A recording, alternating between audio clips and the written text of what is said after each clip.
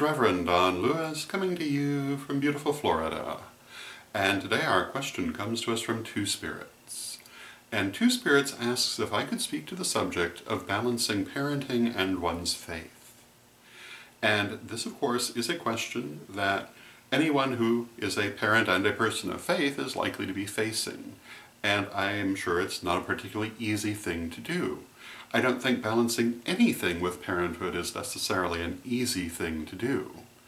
And I think that the most important thing that I would say in regard to this question is that when you've chosen to be a parent, or even if parenthood has been thrust upon you, you must really put the child first before other considerations. And I think that people often make the mistake of forgetting that the children are the future.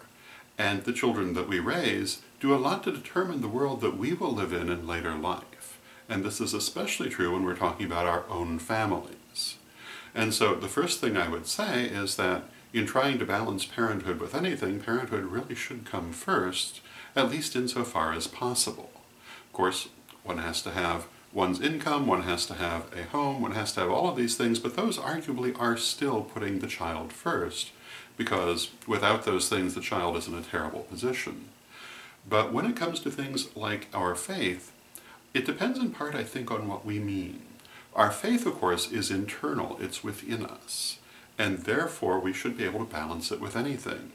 And the things that we need to experience our faith are entirely within. We don't need altars, we don't need temples, we don't need groups.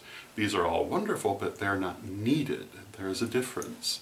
So the fact that you have a child and you're putting all of your time into the child does not mean that you cannot have your faith and that it cannot be fully active because it is within you. But when it comes to those external things, you may not be able to do them at that time. You may have to say to yourself, well, you know, I'll get back to this when I can, because you have to put that child first, and you may not have people who can help, because in this day and age, people often don't. You may not be in a position to have childcare when you might want to go to an event, for example. And in those cases, you would, I would assume, not go to the event or take the child with you. But not all events allow children. What do you do in that case? You do what's best for the child. I personally think that it is wise for events to be child-friendly. It is wise for temples and groups to be child-friendly because, again, the children are the future. But it's not always the case. And many years ago, I had a very good friend who had young children, and he wanted to belong to a particular temple, but they did not allow young children. And he was not in a position to be hiring babysitters every time that he and his wife wanted to go to this temple. Therefore, they did not join that temple. They took care of their children. And that is what you really must do. That does not mean you cannot have your faith. It does mean sometimes you cannot have the event. Sometimes you cannot have the external experience you might want at that time. But, you know, there are always other times. And I would say that my advice in this would always be to put the child first and to consider what is needful for the child. And I think that you'll find in a lot of ways that that will feed your faith. And that it need not be in any way a question of either or, but you may have to make changes in how you experience your faith in order to have the best outcomes.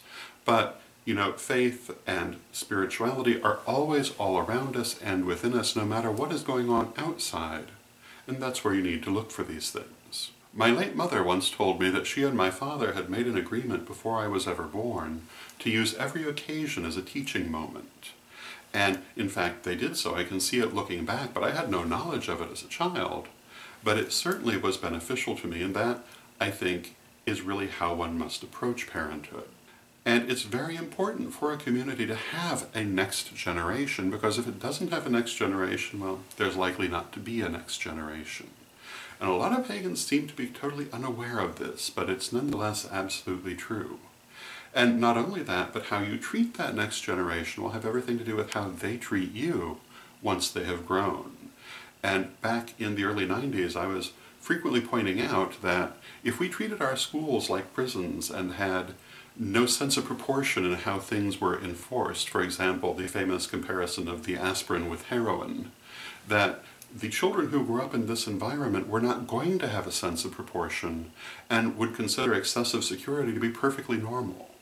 and that when they grew up, we would all be living in that world. And I think if you look around, you'll have to agree that I was justified in that point of view. So when I say to you that in dealing with your children, think about the world that you want not only for them to have, but to have yourself in later years, and adjust what you're doing to that point of view. Because the way they grow up is the way they're going to live, and also will be the way that you live in the world that they are in charge of. Because as that younger generation grows up, they will eventually come to be in charge of the world that you may still be living in. And the pagan community often seems to shunt its children off to the side or try to keep them out of things. And I think that's very, very bad for the future of that wider pagan community. My own tradition, the Karelian tradition, is very family-friendly and very family-focused because we are very concerned about that next generation. And I think that for the wider community, they may be surprised with what the next generation brings them based on the seeds that they're sowing. So again, my advice in terms of balancing parenthood and faith is, first, to make your child your priority. Second, when you must deny yourself certain things, which will be the case not only in terms of faith and spirituality, but everything in life, remember that there is tomorrow. And the fact that you cannot do a certain thing today does not mean that you can never do it, but rather that you must honor your first priority. And thirdly, to make your faith part of your life, so that your child can see it, and share it and understand it. And even if you want them to investigate all kinds of other things too, make sure they see what your faith is, because if you don't show them, nobody else is going to.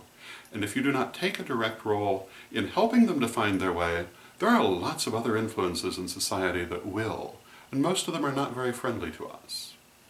So those would be my opinions on the subject. I hope you find them helpful, and until next time, may you blessed be.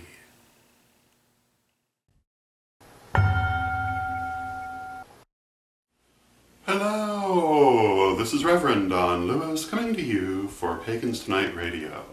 Pagans Tonight Radio is an online radio network with different hosts and different shows 7 nights a week. There's something for every taste, including Spanish language programming on Saturday evening. Check out paganstonight.com today.